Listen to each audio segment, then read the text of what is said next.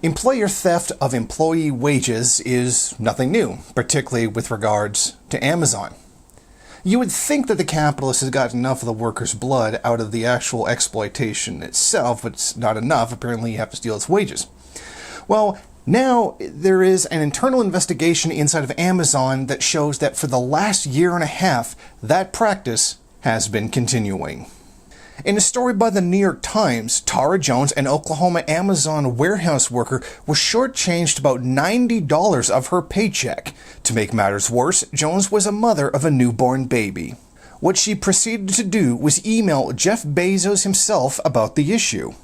Some of the words used in the email spoke to her precarious economic situation. "I'm behind on bills, all because the pay team messed up. I'm crying as I write this email." Now, this email prompted an internal investigation, and what it found is that for over a year and a half, workers at Amazon have been shortchanged on their wages. They found out that this systemic error has affected more than 179 Amazon warehouses across the United States. Most of the people who suffered some kind of wage loss were on medical or disability leave. In other words, it targeted the most vulnerable of the workers that were actually at Amazon. And they are still, to this day, trying to identify all of the workers who have been affected by this wage loss. This comes at a time when current and former HR employees also told the New York Times that workers who had been dealing with medical problems were automatically fired by Amazon's payroll system for missing too many days of work. Difficulty came after doctors' notes mysteriously disappeared from their pay system.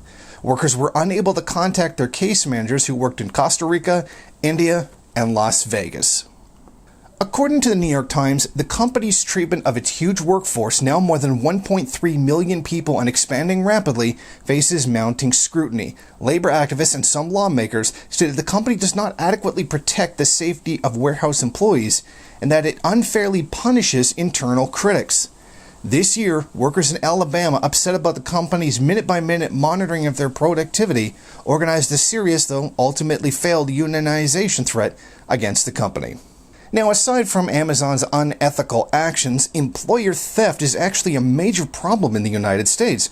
Upwards of $40 billion in wages are stolen from workers each year, more than half of that coming from minimum wage workers.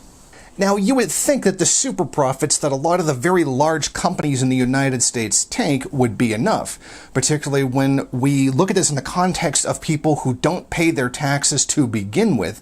So, isn't even losing anything to the tax man. So that's not even enough.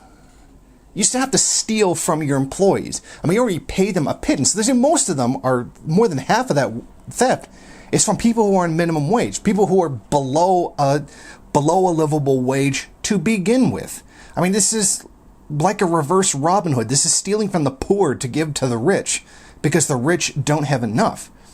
And it shows the systemic psychosis of capital accumulation itself. It's never enough. Money is a means to its own end. And it's just, it's mind-boggling that people, capitalists, are this bloody evil. To actually take from the least in society to give to those who have the most in society is mind-blowing. But that's what capitalism is, particularly in the United States, of probably the worst example possible, except for possibly a few pockets in the third world, of which American corporations are largely responsible for to begin with. But there's got to be a tipping point where people start doing something, because we certainly can't rely on lawmakers, who are the elected representatives of the capitalist class to begin with, to do something about it. It's going to take action by workers to do something about this. Let's just say one way or another.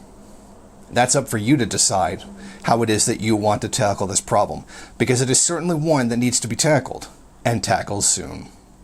Thank you for watching. If you like this program, then please head over to my Patreon page and set up a monthly donation. It's your donations that keep this program running. Also, if you would like, please rate, comment, subscribe, and share in various social media.